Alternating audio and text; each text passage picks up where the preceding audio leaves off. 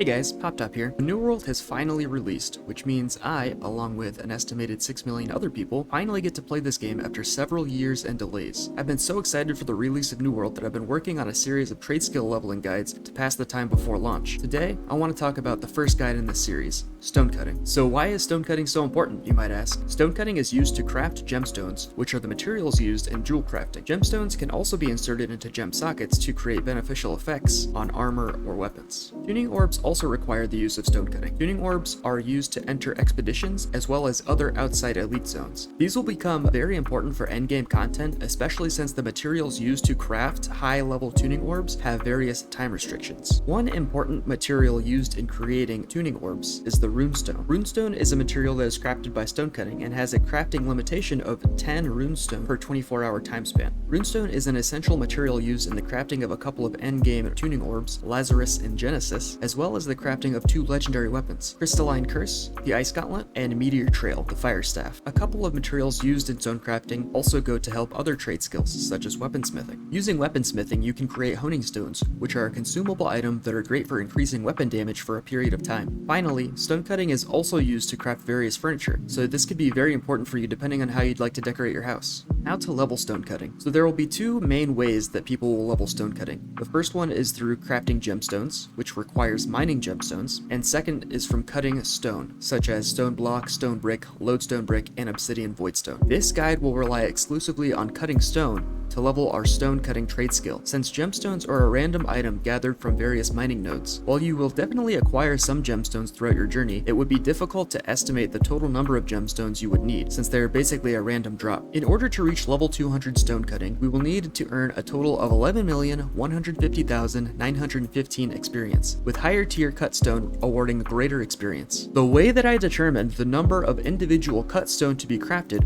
was by taking the amount of experience awarded by the highest tier cut stone, obsidian voidstone for our purposes, take into account all of the resources that go into crafting one obsidian voidstone, and divide the total required experience to reach level 200 by the total experience awarded per obsidian voidstone. After doing some math, I came to the conclusion that in order to reach level 200 stone cutting, we would need to craft 417 obsidian voidstone.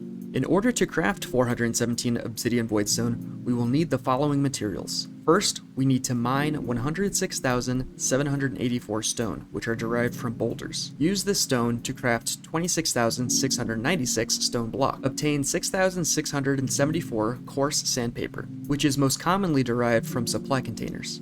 Using this coarse sandpaper and the stone block from earlier, we can craft 6,674 stone brick.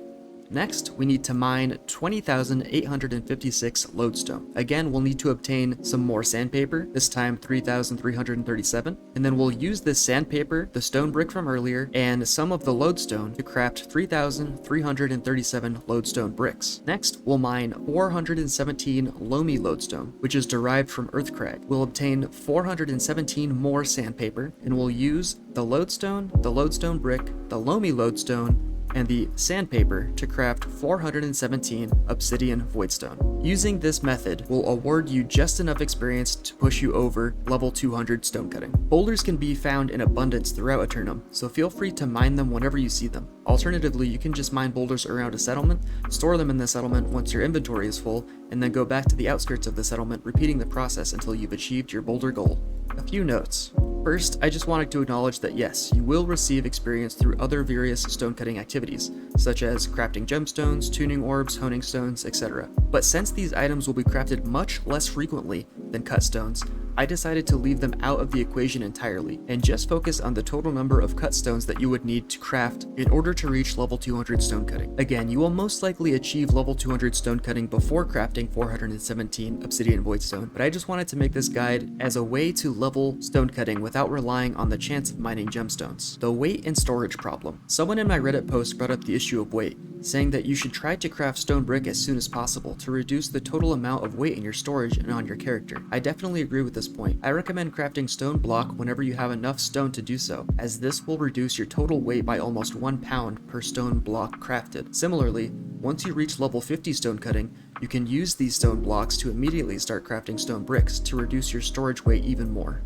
Number 3. Coarse, fine, and obsidian sandpaper are listed with their respective tiers. However, any of these sandpapers can be used to craft any of these cut stone. There is a reduced chance of crafting extra items if a lower tier sandpaper is used to craft a higher tier cut stone. For example, if you use a coarse sandpaper to craft an obsidian voidstone, there is a negative 10% extra items chance, but it is not necessary to use a higher tier sandpaper if they are too difficult to obtain. And while we're on the topic of sandpaper, there are actually several ways in which you can obtain sandpaper. Supply containers are listed as the main derived from option, but other refining materials can be used along with a one-time use material converter to convert these materials into sandpaper. Since the material converter is a one-time use, I thought that it might not be a great option to include in a bulk leveling guide. Once you reach level 200, you can finally craft runestone, which is used in crafting one of the best life staves in the game, the legendary ice gauntlet and fire staff, as well as the tuning orbs for the Genesis and Lazarus expeditions at endgame. And that's it. All you need to reach level 200 stonecutting is 106,784 stone, 20,854 lodestone, 10,428 sandpaper, and 417 loamy lodestone. Well, I hope you guys enjoyed this guide. If you did, please consider liking this video. If you'd like to see more New World guides similar to this one, please consider subscribing to this channel, and please let me know in the comments down below which guide you'd like to see next. Thanks again for watching, and I'll see you in the next video.